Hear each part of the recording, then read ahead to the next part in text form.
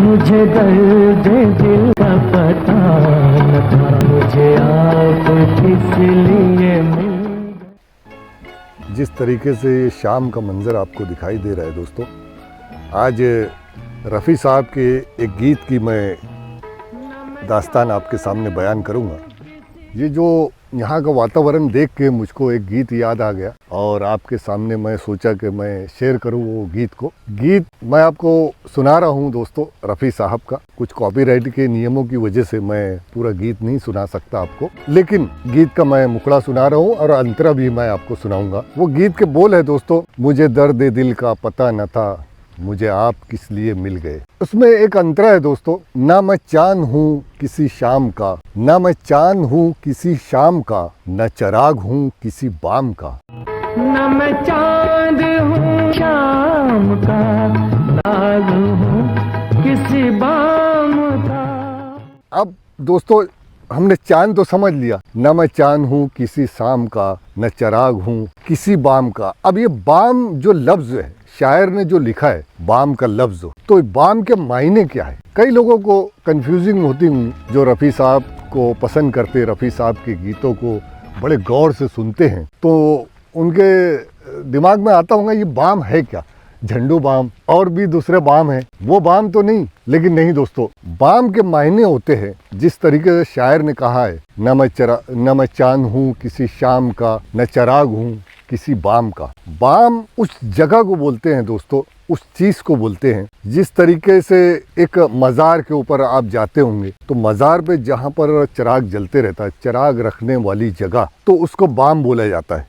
महराब नुमा होता है वो, उसमें चिराग रखा जाता है, तो वो उसको बोलते हैं बाम। कई गाने रफ़ी साहब के ऐसे जो रफ़ी साहब की जो अदायगी थी, लफ्ज़ों की अदायगी रफ़ी साहब किया करते थे, बड़ी खूबसूरती से किया करते थे और उनके गाने का तो क्या कहना। दोस्तों मैं जो आपसे डिस्कशन कर रहा हूँ बार बार रफ़ी साहब का, तो क्योंकि 24 दिसंबर आने वाली है, 24 दिसंबर के रोज़ रफ़ी साहब अगर आज जिंदा होते तो रफ़ी साहब 100 साल के हो चुके होते। इसी वजह से सारी दुनिया रफ़ी साहब का जश्न मनाएगी 24 दिसंबर के रोज़। हम भी छोटा मोटा जश्न करेंगे क्योंकि रफ़ी साहब का बर्थडे रहेगा उस रोज़। और उसी रोज़ हमने एक मुहिम, मतलब 2 साल से हमने मुहिम चला रखी है दोस्तों, वोट फॉर रफ़ी साहब। मैंने यहाँ पर रफ़ी साहब के जो वोट देने का किस तरीके से वोट दिया जा सकता है वो लिंक डाल दिया हूँ दोस्तों, और हम लोगों से ये गुजारिश भी कर रहे हैं कि रफ़ी साहब को आप वोट दीजिए। आप जाइए उस लिंक पर और रफ़ी साहब को वोट दीजिए,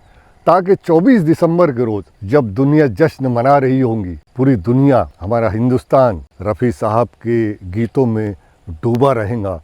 वो मौका कैसे आएगा दोस्तों, जब रफ़ी साहब को भारत रत्न अवार्ड से सरकार, हमारी सरकार, भारत सरकार, इंडियन सरकार, हिंदुस्तान सरकार रफ़ी साहब को भारत रत्न अवार्ड देती है, तो हमारा जश्न में एक 4 चांद लग जाएंगे। और रफ़ी साहब को, हालांकि कमेंट में दोस्तों कई लोगों ने, रफ़ी साहब के चाहने वालों ने लिखा है कि रफ़ी साहब को कोई ज़रूरत नहीं है भारत रत्न अवार्ड देने की, क्योंकि रफ़ी साहब खुद एक भारत रत्न थे। उनके भी जज्बात सही थे। और कुछ ऐसे व्यूवर्स भी थे दोस्तों जिन्होंने लिखा कि रफ़ी साहब को अगर भारत रत्न अवार्ड मिल जाता है तो भारत रत्न अवार्ड का एक सम्मान हो जाएगा। रफ़ी साहब का तो सम्मान पूरी दुनिया करती है, लेकिन वैल्यू जो बढ़ेंगी, भारत रत्न की भी वैल्यू बढ़ जाएंगी अगर रफ़ी साहब को मिलता है तो। क्योंकि ऐसे सिंगर जो रफ़ी साहब हमको मिले थे दोस्तों, ऐसे सिंगर कभी नहीं आ सकते। रफ़ी साहब चले गए, उनकी यादें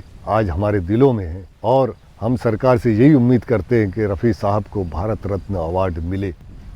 चलिए दोस्तों, चलता हूँ, मिलता हूँ अगले वीडियो में। तब तक के लिए जय हिंद दोस्तों, और वोट देना ना भूले दोस्तों, वोट फॉर रफ़ी साहब। न मैं चांद हूँ किसी शाम का, न चिराग हूँ किसी बाम का, किसी बाम का, मैं तो रास्ते का हूँ एक दिया, मुझे आप किस लिए मिल गए, मुझे दर्द दिल का पता न था, मुझे आप किस लिए मिल गए।